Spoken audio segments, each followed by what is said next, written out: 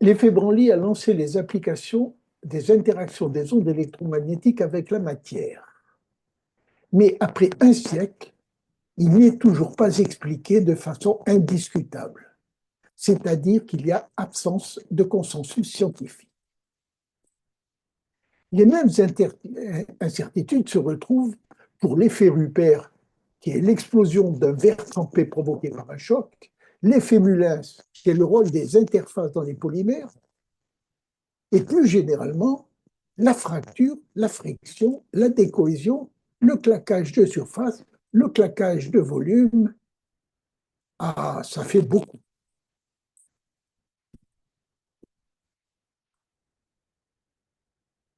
Voyons les principales observations qui se rapportent à l'effet Mullins.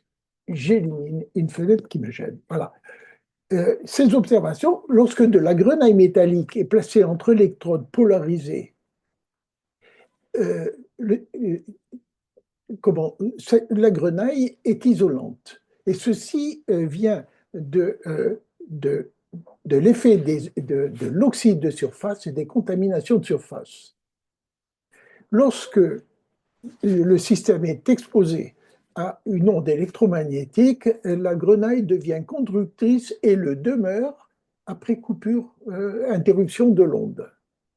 Eh bien, ceci, nous allons démontrer que c'est lié à la formation de points chauds qui crée une onde de choc laquelle entraîne la destruction des contacts et la destruction de l'oxyde et la soudure des contacts. Si les contacts sont cisaillés par brassage de la grenaille, il y a retour à l'état isolant. Voilà le dossier technique qui est très limité en mesure. Hein. Ah, j'ai un petit problème technique. Je ne peux pas. J'ai un petit problème technique, excusez-moi. Mon diaporama, voilà. Eh bien, on pose la question maintenant de savoir où sont localisés les points chauds. Eh bien, l'image que vous voyez est une image de microscopie à balayage qui montre les joints de grains surlignés en blanc d'une céramique polycristalline. Eh bien, ce contraste est un contraste de potentiel. Et ça veut dire que le potentiel du joint diffère du potentiel du volume. Les points chauds sont localisés partout. En volume, on ne les voit pas. En surface et dans les joints, là, on les voit. Dans les joints, il se forme toujours, et dans tous les matériaux, il se forme une double couche. Et les mesures montrent que cette double couche est de l'ordre de 10,3 coulombs par mètre carré, c'est-à-dire correspond à peu près à une charge de localisée pour 10 puissance 4, 10 puissance 5 atomes ou plus. Et ces constats ont orienté les recherches vers l'étude des défauts et vers l'étude des charges. Alors, quelles sont les caractéristiques des points chauds? Eh bien, il y a la taille dont on sait que l'on mesure aujourd'hui à l'échelle des nanomètres, la température pour laquelle on a des mesures à 25 000 Kelvin dans les cas d'arrachement d'un adhésif, par exemple sur une surface, et d'après des calculs liés de mesures calorimétriques, ça irait jusqu'à 100 000 degrés ou plus. Ça, il va falloir le justifier. Après, il y a le temps de vie et, du point chaud et qui varie entre 10-12 et 10-6 secondes et qui implique plus certainement des mouvements d'atomes que simplement des mouvements d'électrons. D'où vient l'énergie nécessaire à la formation des points chauds? Alors ça, c'est une question piège qui se pose pour tous les processus d'endommagement. Très exactement, je crois qu'on ne la pose pas. Parce qu'on considère toujours que c'est la contrainte appliquée. Eh bien, je pose la question, est-ce que c'est la contrainte appliquée ou est-ce que ce sont les processus internes dans les matériaux sous contrainte. Alors, je vous montre ce point chaud dans un contact entre une bille en contact avec un plan qui glisse, et vous avez dans la jonction l'émission d'électrons, d'UV, de toutes les particules qui sont émises et de la formation du plasma. Quels sont... Ah, j'ai un problème technique là. Ah, je ne comprends pas ça. Voilà. Eh bien, il accepte un clavier, mais pas l'autre. Excusez-moi. Alors, comment se forment les points chauds et quand se forment-ils? Eh bien, ils se forment sous contrainte thermique, mécanique, électrique et sous irradiation ou sous irradiation. Donc, on a différentes possibilités. Hein. La synthèse des observations effectuées dans un calorimètre où est placé un matériau dans lequel on a accumulé des contraintes internes créées par trempe, usinage ou irradiation, eh bien, cette synthèse montre l'existence de processus énergétiques dans tout le domaine de température exploré. Les processus qui suivent, ces processus suivent une distribution de poissons, laissant prévoir leur nature discrète, et les instabilités au voisinage d'une température qu'il est convenu d'appeler TG, qu'on va garder TG, qui dépend du matériau. Mais à TG, que se passe-t-il? Un processus exothermique extrêmement important. Un abaissement brutal du module réel du module Young. La cristallisation des parties amorphes que l'on peut caractériser par diffraction X après un circuit de chauffage. On peut vraiment s'assurer qu'il y a une formation d'anocristaux. Disparition, alors ce qui est l'observation complémentaire très importante, est la disparition des processus énergétiques après 2 ou 3 cycles thermiques, très rapides. La nature de la transition à TG est inconnue. Elle a été appelée transition vitreuse et elle est attribuée à la cristallisation des parties amorphes parce qu'on observe effectivement la formation de cristaux, mais ça ne peut pas être une cristallisation parce que la cristallisation, quand on chauffe, est endothermique. Donc on s'est dit qu'il n'y avait qu'une solution, c'est qu'en réalité, la cristallisation était un effet secondaire de la transition exothermique. On a dit qu'il y avait une forte émission de chaleur, c'est elle qui, en diffusant dans le matériau, produit des cristallisations. Et nous allons montrer qu'à TG, à la température de transition en question, l'annihilation des défauts est à l'origine de la formation des points chauds. C'est une annihilation de défauts. Alors, les défauts, commençons par les défauts. On les sépare en défauts ponctuels et défauts étendus. Et ça, c'est très important, très intéressant, parce que les défauts ponctuels, les lacunes, les interstitiels, les impuretés métalliques, hein, sont microscopiques à l'échelle de l'angstrom, à l'échelle de l'atome.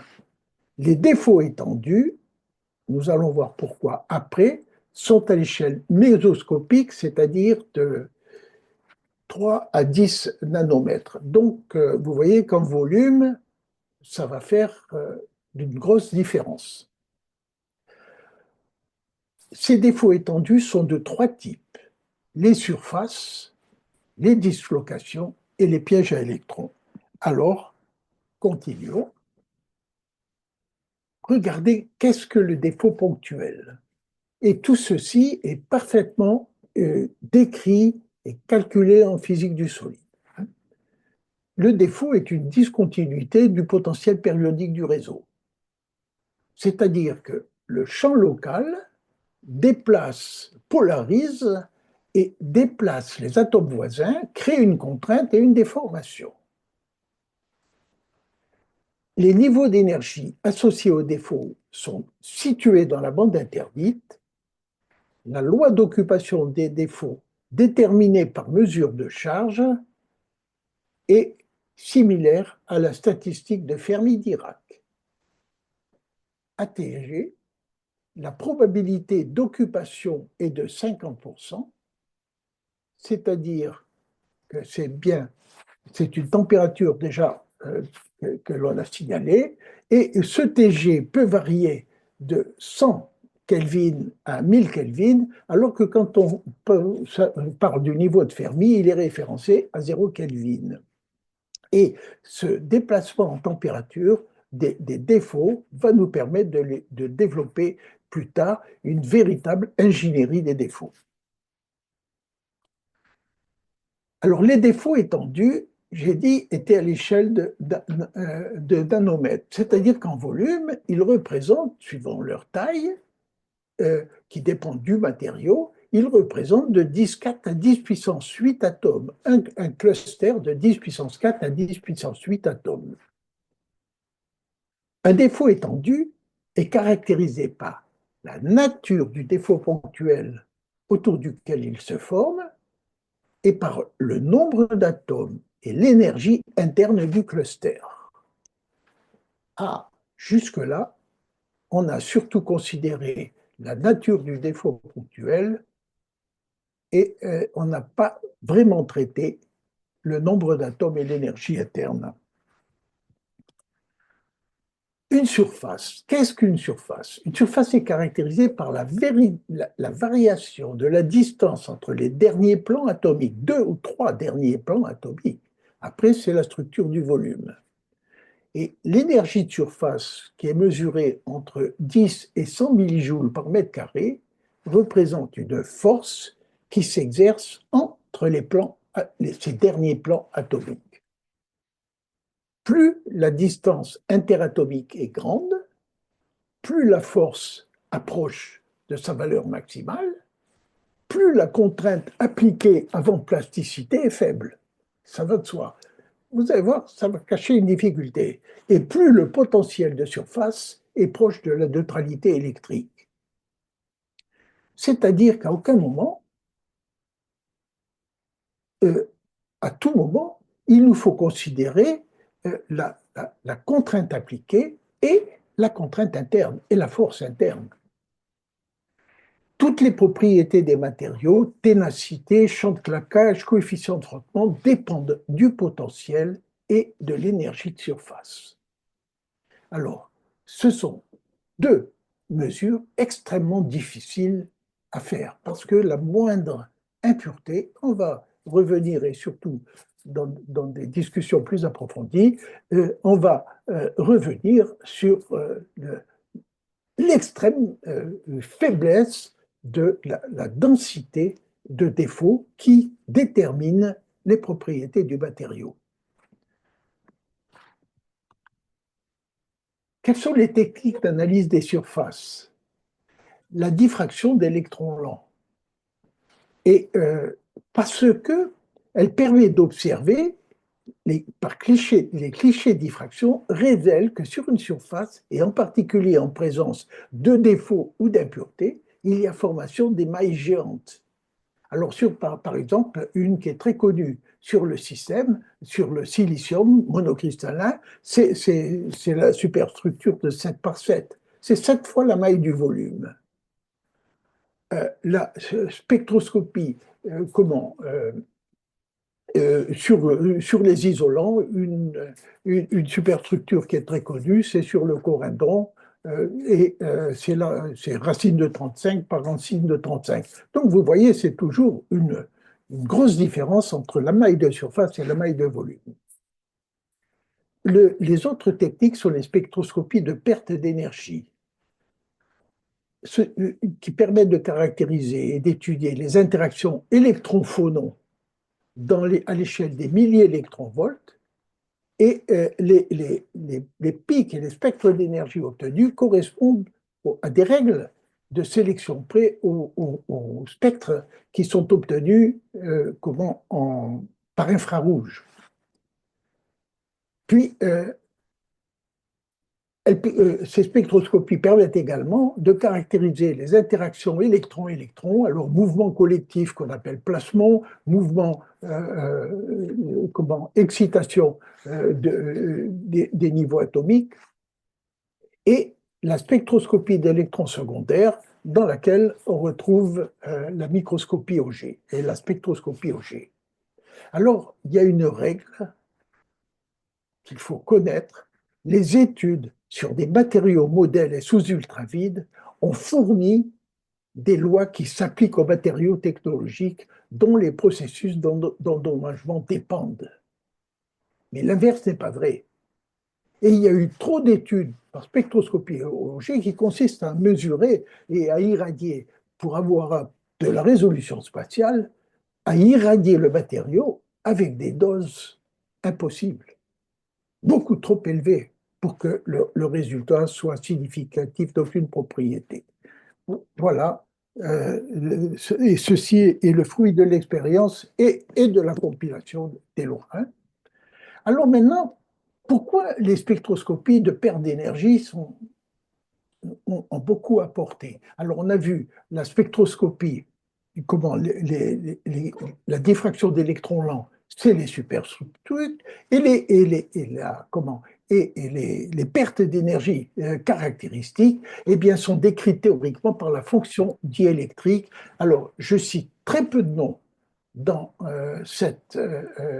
dans cet exposé, mais là, il faut citer Philippe Nauzière, qui était un professeur à Grenoble, professeur de physique à Grenoble.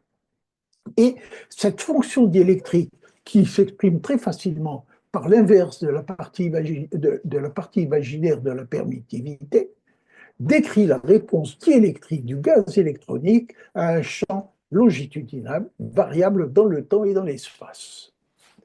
Ce champ est créé par une faible charge qui provoque des fluctuations des électrons dans une direction donnée. La fonction diélectrique prend en compte le champ et la charge de la particule. Ça nous intéresse beaucoup. Ce qui veut dire que quand on modifie la charge de surface et le potentiel de surface, on modifie les probabilités d'ionisation et les énergies d'excitation des électrons.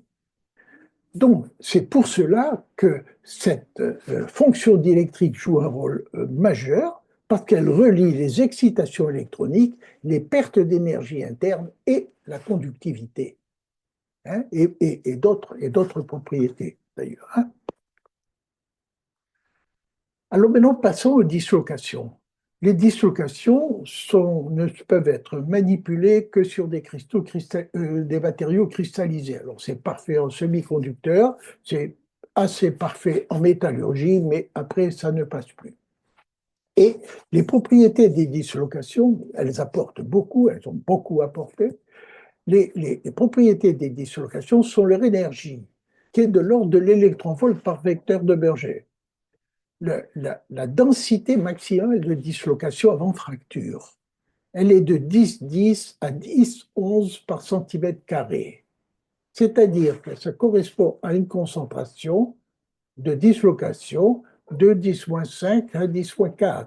Ah, ça nous dit quelque chose parce qu'on a déjà vu cet ordre de grandeur à propos des densités de charge dans les joints de grains. Et vous allez voir que là, il y a une fourchette très faible, mais une fourchette qui est extrêmement importante. Il y a la vitesse de déplacement de la dislocation qui est égale de l'ordre de grandeur de la vitesse du son dans le matériau, c'est-à-dire quelques milliers de mètres par seconde. Et il y a l'annihilation exothermique des dislocations. Et ça, la densité d'énergie par dislocation annihilée est considérable. Et parce que l'énergie de dislocation est dissipée en 10-9 secondes. Voilà pourquoi elle est considérable. Pourquoi ça fait une énergie, une densité considérable. Et c'est là, tout simplement, la formation des points chauds. Alors, d'un côté, on voit qu'on recoupe, qu'on éclaire maintenant le TG, hein, la température de transition vitreuse, comme la température d'annihilation de défaut étendu, et dans les systèmes qui ont des dislocations, eh bien, c'est la température d'annihilation des dislocations, seulement elle est à bien plus haute température que les températures d'annihilation d'autres défauts que l'on va voir. Et le long comment, la formation de points chauds, mais il y a la propagation d'ondes de choc le long de la ligne de dislocation et les émissions d'ondes électromagnétiques à très haute énergie. Donc, il y a ces trois choses qui se produisent. Alors, voilà une image qui en apporte la preuve. Elle représente la topographie d'une surface de fracture à grande vitesse. Les mêmes figures, les mêmes fascias sont obtenues sur une surface de quartz, de verre, ou sur une surface de polyméthylmétacrylate, PMMA. Donc, chaque cône, qu'est-ce que l'on voit dans ces cônes? Chaque cône peut contenir une ou plusieurs lignes de dislocation. Et si on regarde bien au centre de la cuvette, on voit un point noir. Et ce point noir est une sortie, un canal d'émergence de matière qui est vaporisé, qui est complètement satellisé sous l'effet de l'onde de choc qui se développe. La taille des cônes diminue et leur densité augmente avec avec la vitesse de fracture. Alors on se pose la question, mais quelle est leur taille minimale? On va y répondre. La matière disparaît le long de la ligne de dislocation, je le répète. J'ai dit que ce mécanisme violemment exothermique est accompagné d'émissions de particules de très haute énergie.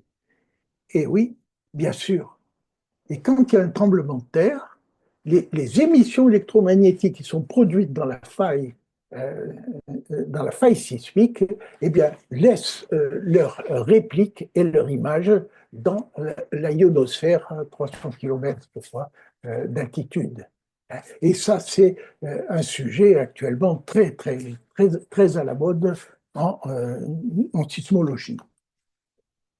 Alors maintenant, le troisième type de défaut est le piège à électrons. Et là, je cite Guy Blaise, qui a introduit les concepts de physique dans les diélectriques. Voilà. Voilà comment. Mais après, il a fait bien d'autres choses que j'aurai l'occasion de citer, surtout dans d'autres circonstances. Alors, le site de piégeage est un abaissement local de polarisabilité électronique de la matrice. C'est la matrice qui pilote le piégeage. Et pas la nature du défaut lui-même, de l'impureté qui va se piéger, ou de l'électron. Si, l'électron, c'est stupide, mon commentaire. Pardon.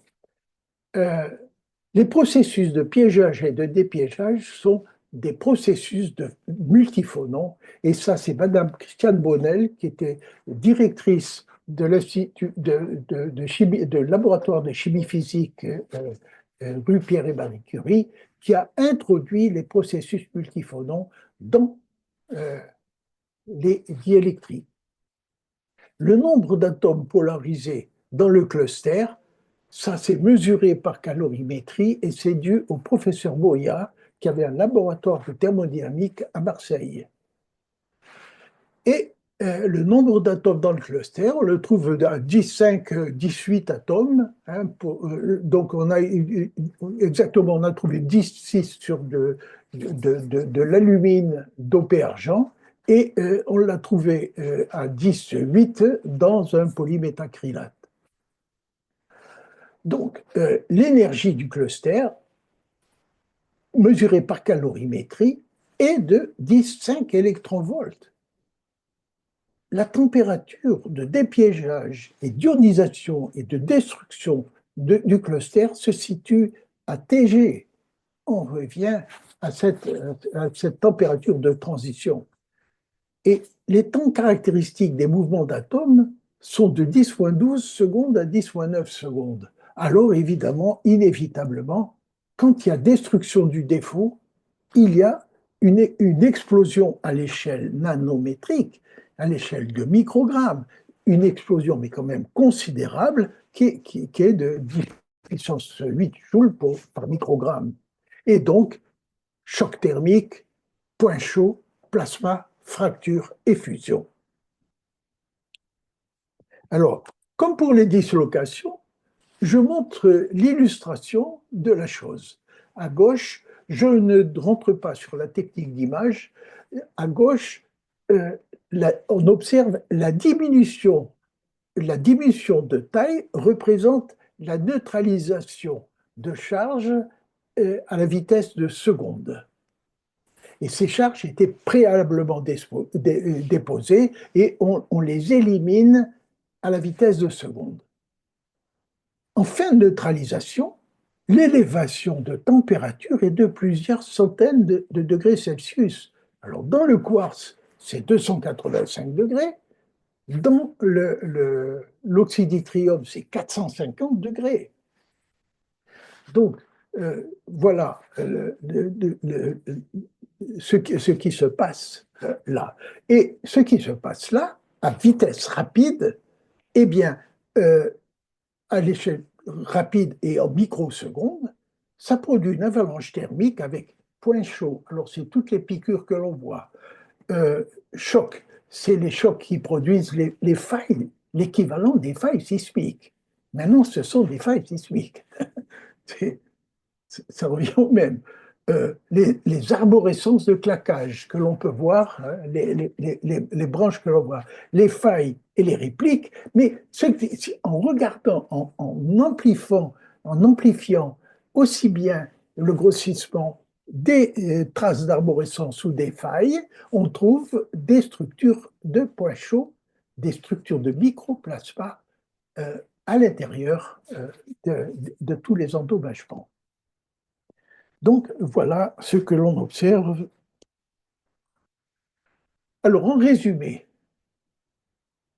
bien, on a expliqué l'effet Broglie, on a utilisé les lois de la chimie physique, la structure électronique, les défauts, la statistique de Fermi-Dirac, la fonction diélectrique, les processus multiphonons et la statistique de Poisson. Voilà, pour l'instant, on n'a fait aucune hypothèse, on a utilisé seulement les lois existantes. Ce qu'il reste à faire maintenant, pour être fidèle à l'annonce de la conférence, c'est établir une loi d'endommagement macroscopique, modéliser cette loi, mesurer ses paramètres, montrer des applications technologiques et envisager les perspectives. Cette démarche coïncide avec l'année internationale des sciences et technologies quantiques sous égide de l'UNESCO qui commence en février et coïncide avec le congrès international sur les obsolescences qui pourrait se tenir en France à l'automne 2025. Donc, ce que je dis, l'application du quantique et la recherche des obsolescences, mais sont complètement à l'ordre du jour international. Les obsolescences, il y a deux documents que je recommande. Il y a un compte-rendu de l'Académie des sciences de 2024 qui fait le point sur les apports de la mécanique de l'endommagement depuis 50 ans. Et sur les faiblesses des modèles qui sont toujours qui devraient être abandonnés, qui sont toujours enseignés et utilisés. Et ça, c'est la viscosité, mais la pénétration, pour la pénétration de choses nouvelles, enfin, depuis 50 ans, c'est déjà plus tellement nouveau. Mais regardez, il y a aussi un ouvrage de l'ASTM paru en 1983, oui, de l'ASTM, paru en 1983, sur les obsolescences en génie électrique. Alors, pudiquement, on ne dit pas obsolescence, hein, ni dans le premier document, ni dans le deuxième. Mais enfin, on souligne les contradictions entre les expériences et les résultats expérimentaux et les modèles. Ça, c'est étonnant, mais voilà. Et depuis 1983, dans le domaine du génie électrique, il n'y a aucune approche théorique remplaçant le modèle de la cascade de collision électronique.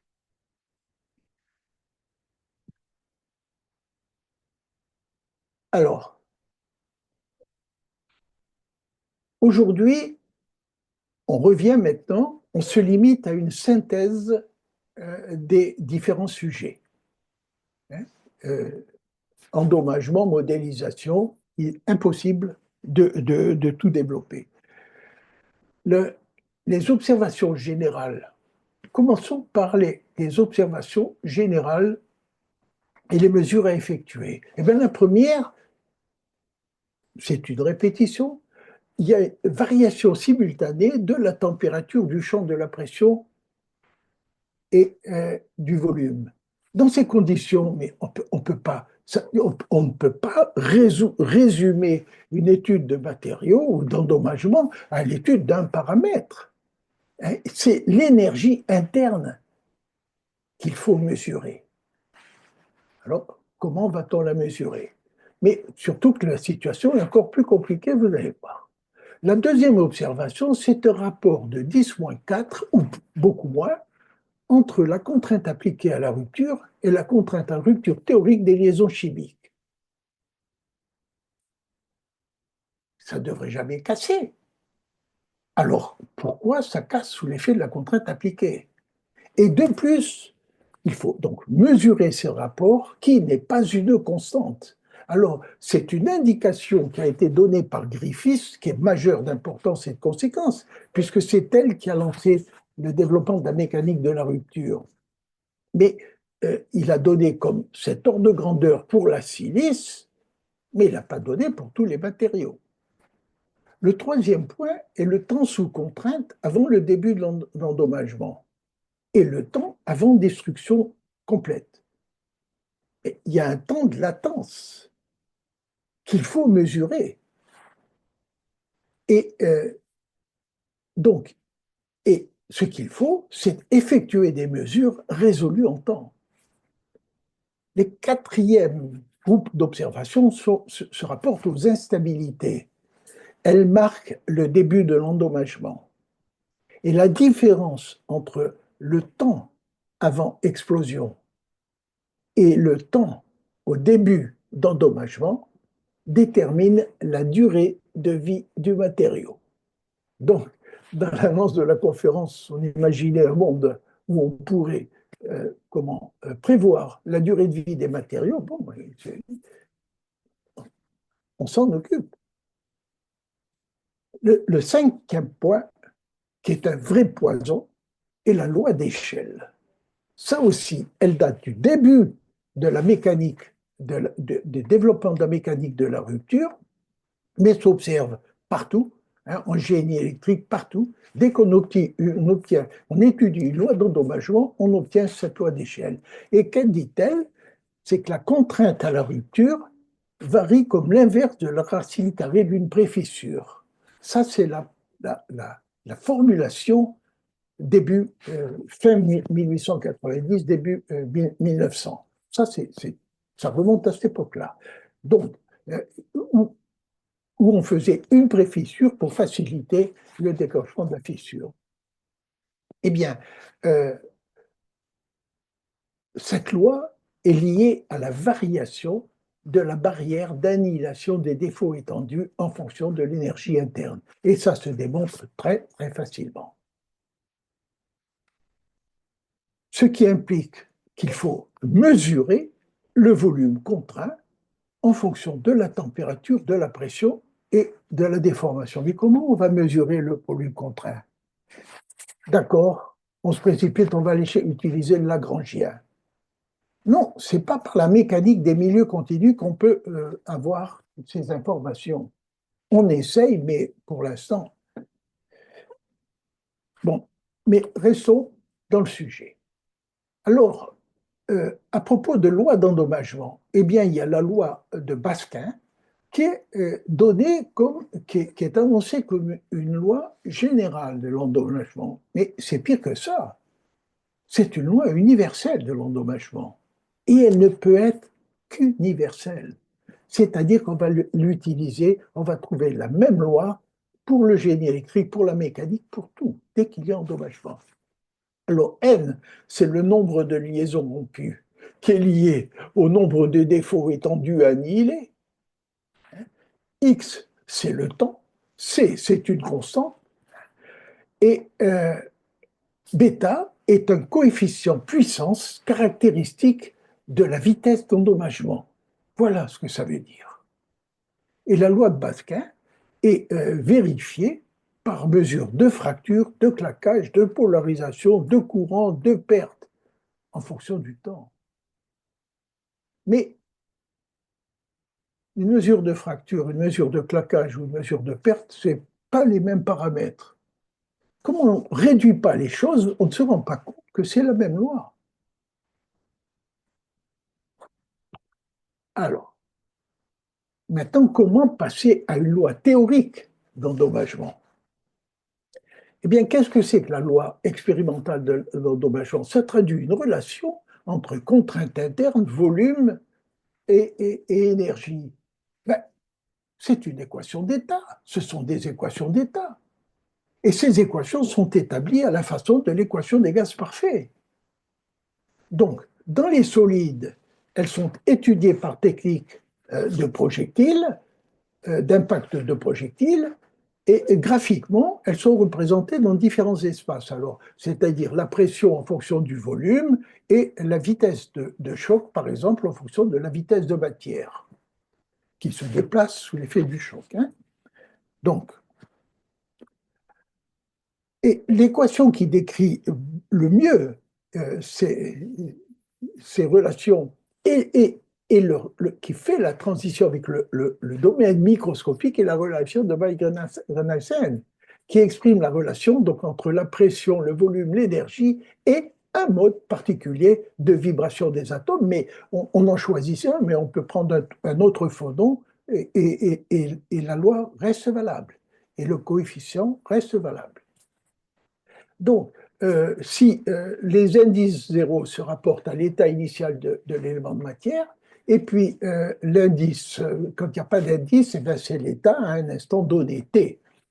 Et cette loi, cette relation, relie donc les processus microscopiques par la vibration atomique et macroscopique, mais il y a une modulation à l'enthousiasme, c'est que les expériences de choc, d'abord, sont difficiles et ne peuvent être réalisées que dans des milieux spécialisés autorisés à utiliser des explosifs, et d'autre part, mais ne permettent pas de caractériser les processus à l'échelle mésoscopique. Alors, dans une toute dernière publication anglaise d'ailleurs, j'ai la discussion avance sur l'hypothèse de défaut mésoscopique, mais les gens n'ont pas les possibilités par choc d'en étudier, d'en démontrer la preuve et d'en étudier les propriétés. Alors, les expériences sous choc, eh bien, vous voyez, c'est un projectile qui arrive à une vitesse souvent supersonique, hein, il faut couvrir des vitesses subsoniques à 100 fois la vitesse du son. Donc, et un spécimen, et le spécimen, évidemment, est équipé de capteurs, et on mesure, par exemple, la contrainte euh, produite par le choc en fonction du temps. Et qu'est-ce que l'on voit? Eh bien, on voit le front monté qui correspond à la phase plastique et à la phase viscoélastique. Pendant le front monté, il y a accumulation d'énergie dans le système. Et puis, quand l'énergie est atteinte, il y a des oscillations parce qu'on a atteint une valeur maximale d'énergie, il faut l'évacuer. Donc, ces installations, ces oscillations qui décroissent très très rapidement. Et le plateau, alors vous me direz, non, c'est pas un plateau, c'est une bosse. Mais ça, c'est lié aux propriétés, aux lois expérimentales. Parce que si je change de loi expérimentale et que la contrainte est appliquée doucement, hein, la contrainte externe est appliquée doucement, euh, euh, eh bien, on démontre que l'endommagement se produit, se propage à contrainte constante. Mais c'est évident, c'est évident. Puisqu'on passe d'une matière endommagée à une matière non endommagée, c'est toujours la contrainte d'endommagement de la matière non endommagée qui compte. Alors, à moins qu'il y ait une forte diffusion de chaleur, et dans ces cas-là, euh, ça va affecter, ça va décroître la, euh, la, la contrainte en,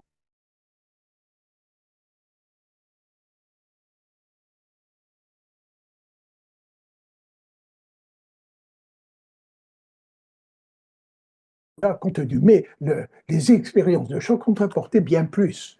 Regardez par exemple les représentations graphiques PV et PU. Alors PV, c'est la pression en fonction du volume. Comme PV égale RT, P en fonction de V, c'est une hyperbole. Bon, voilà l'hyperbole et expérimentalement, ça marche. Et puis, comment calcule-t-on ces équations Comment calcule-t-on ces équations d'état en considérant trois lois de conservation. Conservation de la masse, conservation de la quantité de mouvement et conservation de l'énergie. Et à l'aide de la loi de conservation de la quantité de mouvement, celle-là permet d'établir deux relations entre la vitesse U de la matière, la vitesse D du choc extérieur et DU et la contrainte et la pression, bien sûr.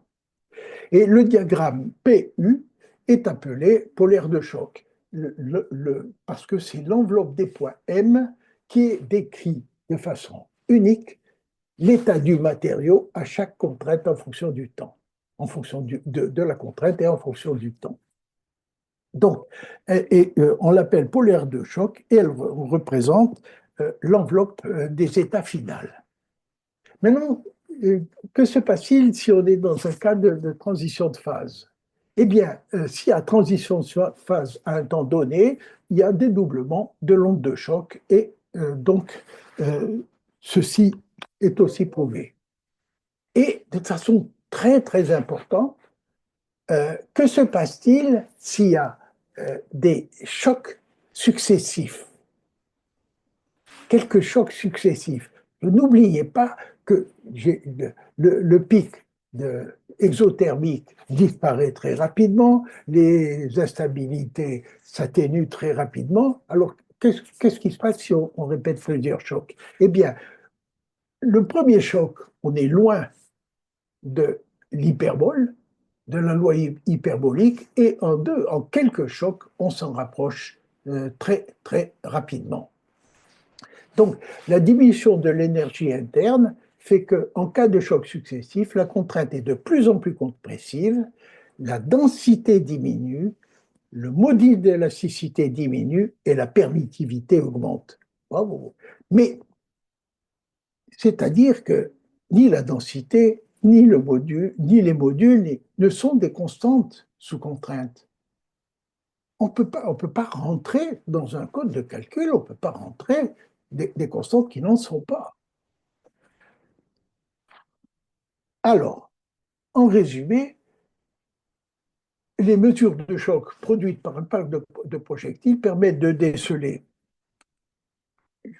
ça veut le faire, permettent de déceler les instabilités qui sont liées à des sauts d'entropie et des sauts d'endommagement, de déceler des transitions de phase et d'obtenir une enveloppe des états finals. Euh, on peut aller plus loin et beaucoup plus simplement en utilisant des techniques de faisceau d'électrons. On dispose de deux protocoles. Un, on utilise des charges statiques, il est plus lent, il est plus. Et un, on utilise des charges dynamiques. Alors, je gagne du temps. Maintenant, un petit peu, ça, je laisse simplement l'image, si vous voulez, qu'on charge le matériau, on utilise une technique de rétrodiffusion d'électrons par les charges, on mesure la distribution du potentiel dans le vide et on démontre uniquement avec une seule mesure qu'il y a tout de suite, on peut anticiper sur la qualité du matériau. L'équation des isolants chargés, alors on utilise la calorimétrie pour être plus précis, mais si on connaît le volume chargé, le nombre d'électrons piégés, on arrive tout simplement à une relation de ce type-là, qui est aussi, comme c'est une densité volumique de charge, on a bien PV égale une énergie. Hein. Donc, en résumé, les mesures de choc interne par annihilation de défauts étendus permettent de connaître l'état initial du matériau avant le début d'endommagement. Et ça, il n'y a pas d'autre façon. On n'avait pas trouvé d'autre façon. Mais donc, c'est quand même quelque chose d'extrêmement important parce que si on ne connaît pas l'état final, comment comparer la qualité de deux matériaux et la durée de vie de deux matériaux? De résoudre en temps les différentes étapes de déformation. Et là, vous voyez qu'on parle toujours d'élastique et de plastique, mais il y a élastique, viscoélastique, pendant l'accumulation d'énergie, stable, hein, à une température inférieure à Tg, et comment l'étape de déformation plastique pendant l'annihilation progressive des défauts étendus, et pendant cette phase plastique, la variation de déformation est supérieure à la variation de contrainte. Mais comme l'énergie du volume contraint est de moins en moins, l'entropie du volume contraint est de plus en plus forte, le système devient hyperélastique quand les sauts d'entropie sont de plus en plus évanescents. Donc, la variation de déformation est inférieure à la variation de contrainte. Donc, la courbe contrainte-déformation décrit un S. Hein. Voilà. Et finalement, la troisième étape, on arrive à l'explosion du volume contraint. Et tous les endommagements se traduisent toujours par une explosion. Alors, eh bien, après, quelle est l'échelle de l'explosion? Les mesures fournissent les paramètres intrinsèques. Alors, j'en ai plus pour très longtemps. Quels sont ces paramètres intrinsèques? Ben voilà, c'est tout simple. Mais c'est aucune des mesures que l'on fait dans un laboratoire de mesure. Hein, c'est-à-dire le potentiel, la concentration, le ceci, le cela, la rugosité. Non, on mesure la température de transition du matériau, le paramètre de forme qui relie le nombre de liaisons rompues et la contrainte appliquée, le paramètre d'échelle qui représente le temps entre le début de l'endommagement et l'explosion, et le paramètre de position qui est l'équivalent de la polaire de choc. Alors maintenant, on arrive aux applications et perspectives. Et eh bien, en ce qui nous concerne, on a éliminé les obsolescences qui étaient balisées, on a réorganisé les activités de caractérisation et de contrôle qualité, et dans la perspective d'optimiser les fabrications en fonction des contraintes d'utilisation. Et ça, dans quel domaine? en mécanique, en rhéologie, en génie électrique, en énergie, et en particulier, je pense à la technologie des câbles haute tension, et dans l'instrumentation scientifique, dont la principale défaillance est de ne pas permettre des mesures sous contrainte extrême, alors que les moyens existaient, mais ça fait partie de l'évolution. Et quelles sont les perspectives maintenant? Eh bien, on envisage d'appliquer cette démarche en géologie et en sismologie, évidemment, mais c'est la prévision des tremblements de terre, en biologie et en traumatologie, et en intelligence artificielle. Et je suis très proche de la fin. Qu'est-ce qu'on va demander à l'intelligence artificielle? Eh bien, c'est d'établir des critères d'évaluation des études, d'établir une liste de mots-clés. Non, on va lui fournir, pardon, on va lui fournir des critères d'évaluation, on va lui fournir des mots-clés. Alors j'ai mis entre parenthèses les populations qu'il faut traiter, mais c'est de tout très très petits nombres. On n'est plus dans le gigantisme des ordinateurs. Donc, rassembler les observations, rassembler les données bibliographiques, celles qui méritent d'être citées, mais sont une centaine. Et il y en a des dizaines de milliers de disponibles. Mais quand même, si on avait un petit outil pour trier, quand même, et pour vérifier, pour piquer ce qui est, ou retenir, piquer, ça veut dire retenir, extraire ce qui est intéressant, il ne faudrait surtout pas s'en priver. Rassembler les techniques de mesure, rassembler les lois, mais regardez, ça ne porte que sur des petits nombres. Alors pourquoi faire? Pour évaluer les rapports, les publications, les brevets, et pour établir la cohérence entre les lois, les procédés de fabrication et les conditions d'utilisation. C'est toujours de la recherche de la cohérence. Alors en conclusion, pourquoi l'effet Branly et la plupart des observations sont-ils restés inexpliqués? Pourquoi les modèles d'endommagement sont-ils obsolètes? Et je crois que c'est uniquement parce que les lois de la chimie physique n'ont pas été appliquées et parce que les mesures sont incomplètes. Comment éviter ces écueils? Eh bien, en vérifiant qu'il y a cohérence entre les actions de recherche et développement et les lois quantiques.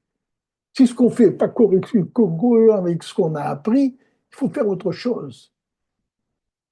Quelles règles matériaux appliquer pour que l'IA ne soit pas une machine à répéter des obsolescences ou à amplifier les obsolescences? Et là, on est en train, avec un collègue qui s'appelle Jean-Marc Bouillon, on est en train de travailler sur une publication qui montrerait, qui illustrerait ce que je dis. Et pour aboutir finalement à quoi? À un algorithme de recherche des incohérences. Comment économiser les ressources? Et voilà. Et alors là, je vous dis, il faudrait 5 heures de conférence de plus